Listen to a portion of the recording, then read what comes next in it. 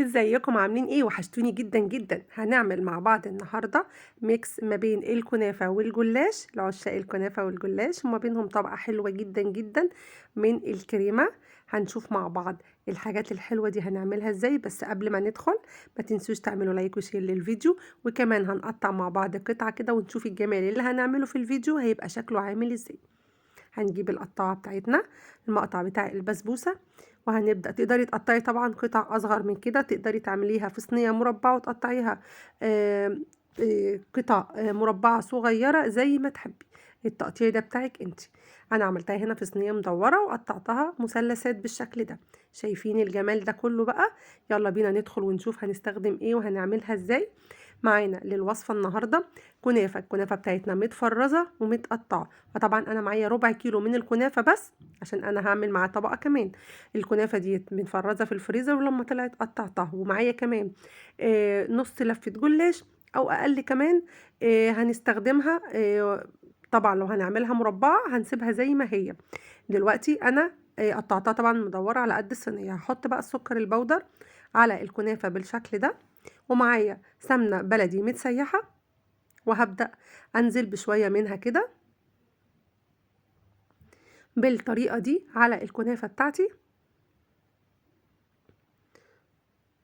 تمام كده. هقلب بقى الكنافة لحد لما تتغلف كلها بالسمنة. خلاص كده تمام. عندي بقى الصينية دهنتها بقى سمنة، وضروري ان السمنة اللي ادهنها في قعر الصينية تكون سمنة مجمدة مش سايحة. تمام. هبدأ انزل بقى بشوية الكنافة اللي عندي اللي هو الربع كيلو من الكنافة، وهبدأ افردها.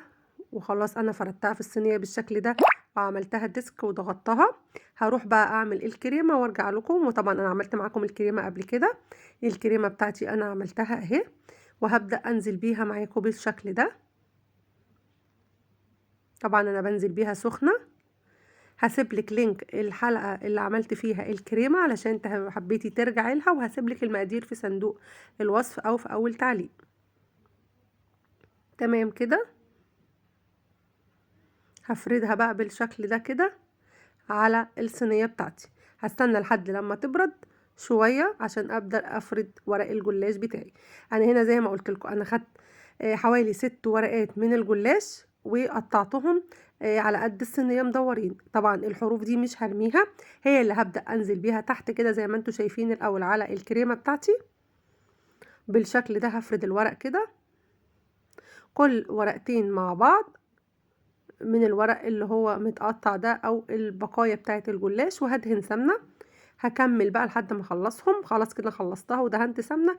هبدا انزل باول طبقه معايا، وهنا هستخدم 6 طبقات زي ما قلت لكم، وبين كل طبقه وطبقه هدهن معايا سمنه علشان الجلاش بتاعي يطلع مورق وحلو.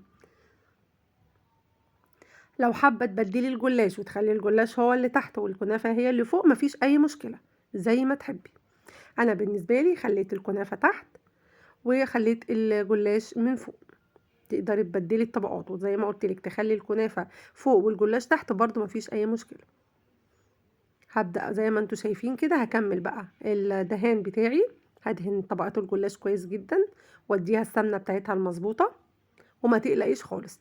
انا بعد ما اسويها هصفي اي سمنه زياده قبل ما احط الشربات.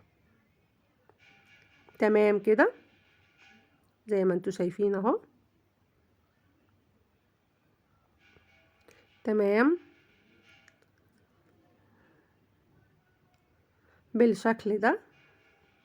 وطبعا انا مسخنه الفرن بتاعي على درجه حراره 180 اول ما بدأت اشتغل في الحلو بتاعي، علشان ادخله على فرن ساخن حلو لحد ما ياخد اللون الجميل.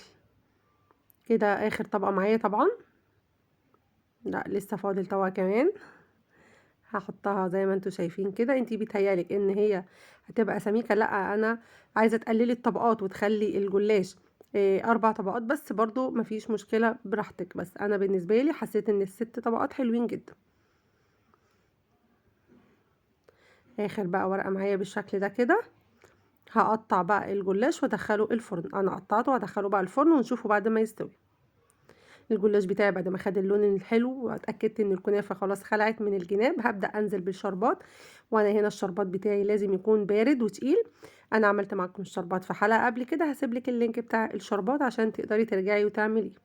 وهنا لازم الشربات يكون بارد مش ساخن، عشان لو حطينا الشربات سخن هيبقى عجن معايا الجلاش وهيضطر ومش هيبقى حلو. هسقيها بقى واديها الشربات المظبوط بتاعها كده. طبعا انا اول ما خرجت انا صفيت السمنه الزياده، هبدأ بقى تبرد وانقلها في طبق التقديم ونتفرج على شكلها مع بعض. واديني نقلتها في الطبق اللي انا هقدمها فيه. هبدأ بقى اجيب المقطع بتاع البسبوسة او اي قطعة انتي بتفضليها او حتى السكينة عشان نقطع القطع ونشوف شكلها وشكل الكريمة جواها عامل ازاي، والكنافة كمان واخدة اللون الحلو ولا لا. تقدري تستخدمي سكينة مفيش اي مشكلة. انا بالنسبة لي لما جيت اقطعها قطعت الجلاش ومرضتش اضغط جامد عشان انزل للكنافة تحت علشان الكريمة بتاعتي ما تخرجش. تمام، هجيب بقى المقطع بتاع البسبوسة كده وهبدأ اقطع القطع بتاعتي علشان خاطر انزل للكنافة، لان وانا بقطع زي ما قلت لكم انا منزلتش بالمقطع او بالسكينة لتحت عشان الكريمة ما تخرجش مني. هسند بقى كده بالراحة واطلع القطعة معايا طالعة بمنتهى السهولة زي ما انتوا شايفين، وهوريكم شكلها. شايفين بجد لونها حلو جدا، ميكس ما بين الكنافة او الكريمة. وهنبدأ بقى نقطع وندوق الجمال ده كده. شايفين الكريمة سايلة ازاي وحلوة قوي، وكمان الجلاش طعمه حلو ومش ناشف ومش طري. تمام، القوام المظبوط المطلوب. هقطع كمان قطعة معاكم، بجد انا مش قادرة اقاوم، طعمها حلو جدا يا جماعة.